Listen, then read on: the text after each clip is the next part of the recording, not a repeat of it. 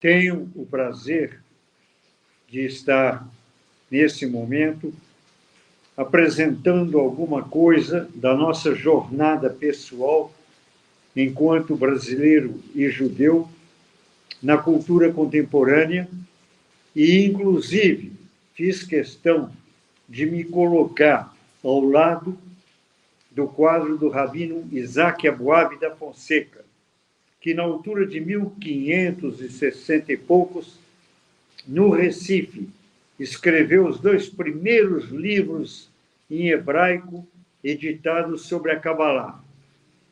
Esse quadro ficou durante muito tempo na Congregação Israelita Paulista, eu tinha feito a doação, e, posteriormente, o rabino Sobel me devolveu antes de viajar para os Estados Unidos. Eu acho que esse quadro serve, de certa maneira, como elemento de inspiração para fazer entender que a presença judaica no Brasil, ela não começa tão recentemente com as ondas imigratórias de antes da Segunda Guerra Mundial, entre a Primeira e a Segunda Guerra Mundial, mas que nós estamos no Brasil mais ou menos da mesma forma que todos os grupos originários dessa terra. Portugueses, todos os imigrantes, os fugitivos da Inquisição e assim por diante. O que mais me deixa, não propriamente curioso, mas indignado, é o silêncio criminoso que se faz sobre a presença judaica no Brasil a partir da faixa de 1550. Ou, melhormente, desde a descoberta do Brasil, nós estivemos presentes como os chamados cristãos novos, ou seja, aqueles que eram perseguidos pela Inquisição portuguesa desde os inícios da formação da nossa identidade nacional. E isto é omitido. Eu tive uma polêmica seríssima, anos atrás, em torno do senhor Darcy Ribeiro, que foi capaz de escrever um livro de sei lá quantas centenas de páginas, sem se referir a esse fato. Embora grandes historiadores, os melhores historiadores do Brasil, volta e meia, acabam se referindo. Mas se existe um episódio, por exemplo, nessa jornada por inteiro, aliás, dois episódios que eu quero chamar a atenção. A presença de Antônio José da Silva, apelidado de O Judeu, que escreveu um dos mais bonitos poemas da nossa literatura. E outro, a saga de Branca Dias, perseguida pela Inquisição. Muitas e muitas vezes eu tenho comentado que, se você quiser entender o inconsciente coletivo do povo brasileiro, e eu escrevi um livro chamado Psicologia do Brasileiro,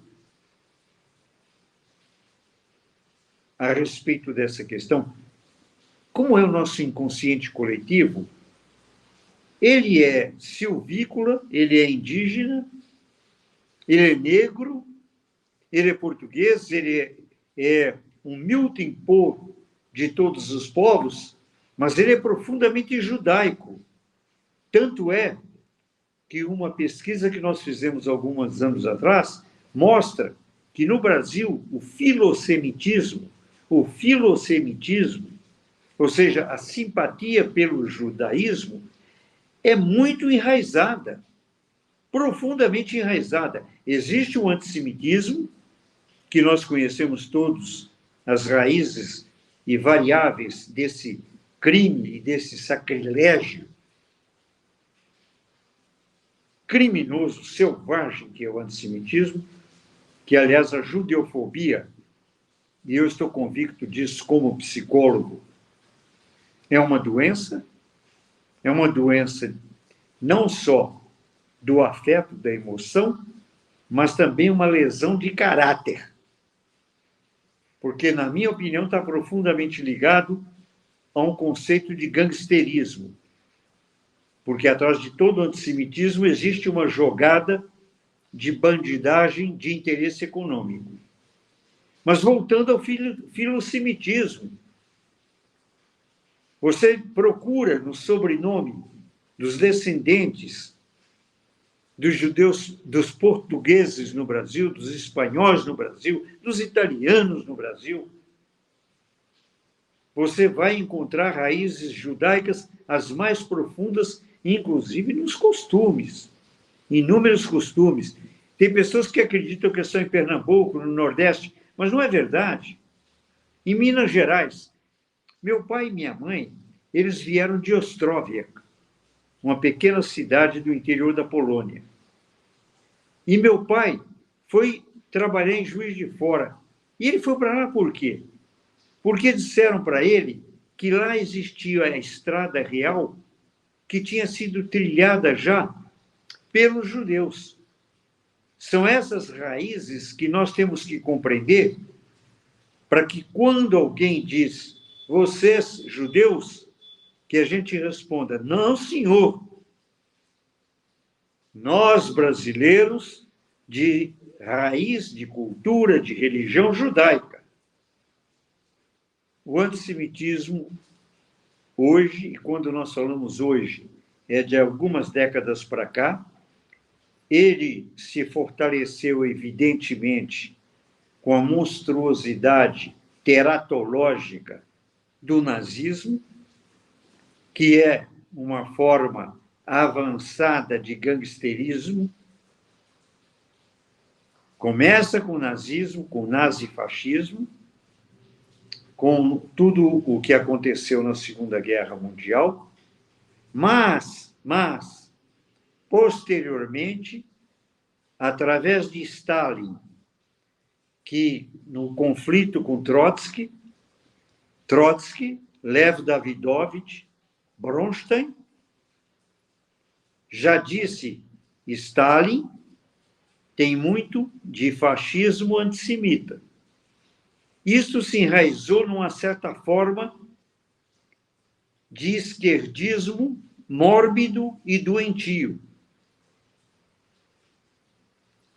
Eu nasci em Juiz de Fora, fiz parte da União da Juventude Comunista. Meu primeiro livro foi dedicado a Cuba de Fidel Castro. Eu fui indicado a pré-candidato pelo Partido Socialista Brasileiro, pelo PDT do Brizola, a senadora Dona Terezinha Zerbini me indicou pré-candidato pelo Movimento Negro e Feminino.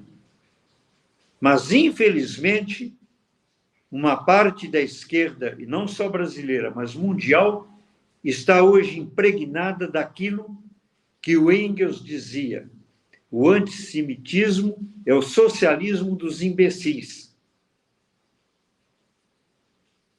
É muito mais fácil estabelecer um ódio contra o Estado de Israel, o minúsculo Estado de Israel, o mais democrático país do Oriente Médio, do que enfrentar, na realidade, as grandes oligarquias. E nisto existe um flerte perigoso entre a extrema-esquerda e a extrema-direita, e que precisa ser desmascarado, porque isso não tem nada a ver com socialismo. A busca da ancestralidade, a busca das suas origens culturais, sociais, das suas heranças, ela é fundamental para o equilíbrio humano. O sujeito desenraizado, o indivíduo que não estabelece um contato com as suas raízes, é o que em alemão se chama, e também em psicanálise, Luftmensch, ou seja, um homem no ar, um sujeito inseguro. Você tem que encontrar suas bases.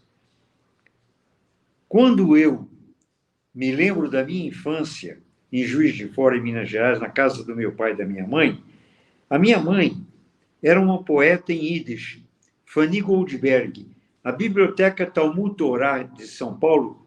O Rabino Henrique hoje mesmo me mandou uma mensagem mostrando o nome da Biblioteca Fanny Goldberg. O governador Franco Montoro, alguns anos atrás, eu fiz um trabalho com ele. A criação do conceito do tucano do PSDB é de minha autoria. Fui eu quem criei o conceito de tucano junto com o governador Franco Montoro. Fui lá no Palácio do Governo. E ele me disse, você sabe que eu tenho o mesmo sobrenome que você. E eu perguntei, como assim, governador? Ele falou, sim, você é Goldberg. Eu sou Monte de Ouro, Montoro. Eu tenho ascendência dos judeus da Alsácia. Daí para frente, criamos uma relação de muita intimidade. Quando minha mãe morreu, ele deu o nome da minha mãe para a maior escola municipal do estado de São Paulo, aqui em Francisco Morato. Escola Fanny Goldberg, porque ele admirava a poesia dela. O meu avô materno foi o rabino Aaron Elving, um dos primeiros rabinos vindos para São Paulo entre a Primeira e a Segunda Guerra Mundial. O Lazar Segal, o grande pintor, frequentava o Stiebel. Stiebel era uma espécie de casa, mas pequena escola, sinagoga, na Rua dos Italianos do meu avô, o rabino Aaron Elving, pai da minha mãe. As nossas raízes no Brasil estão profundamente enraizadas.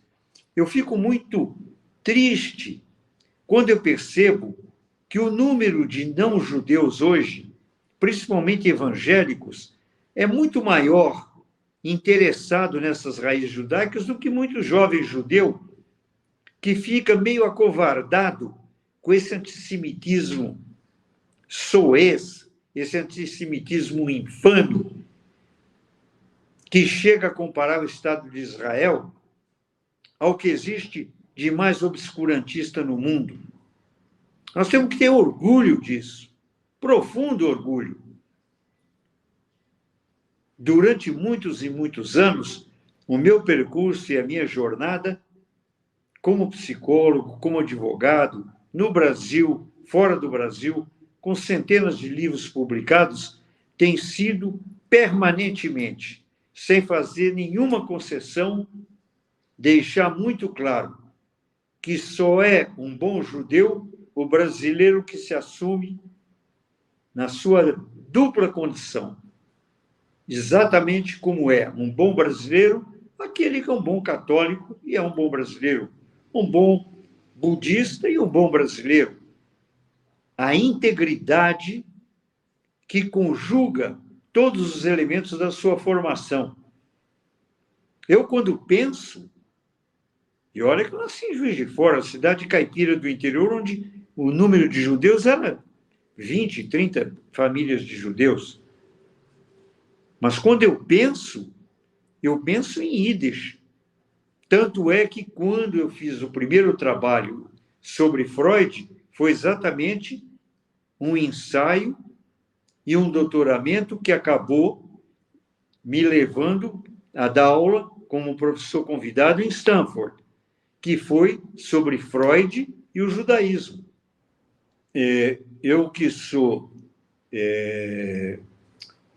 filho de famílias que, de alguma maneira, foram dizimadas no Holocausto e, sem dúvida, neto.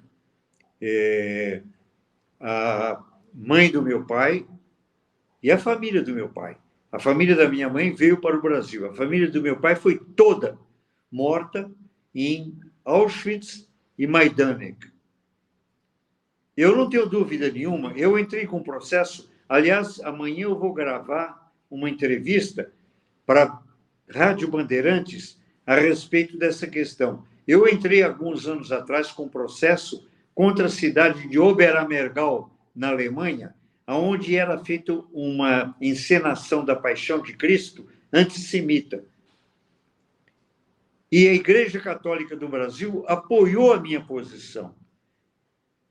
E, infelizmente, alguns judeus ficaram temerosos, porque ainda existe, infelizmente, um pouco o espírito do gueto, uma ideia de não vamos conversar sobre esses assuntos delicados. É para conversar, sim, sobre assuntos delicados, sim. É para conversar e é para enfrentar. Inclusive, amanhã, na entrevista, eu vou contar que o Papa Bento XVI, quando era o arcebispo, aliás, era o cardeal, Ratzinger, em Munique, ele apoiou o meu projeto. Então, o judeu, não é que ele tem o dever, ele não tem alternativa, por uma questão de integridade emocional. Ou então, a personalidade dele deixa de existir. Ele se transforma numa barata, para usar a simbologia de Kafka. Ou a gente é barata, ou a gente é ser humano. Não tem alternativa. E para você ser gente, o que em Yiddish se chama de mente, você tem que construir de onde você veio, onde é que você está e para onde é que você vai. E para cada um de nós que tem 2000 anos de passado, não tem chance de você jogar fora esse passado. Se você jogar fora esse passado, ele vai se presentificar no momento atual e vai comprometer o teu futuro.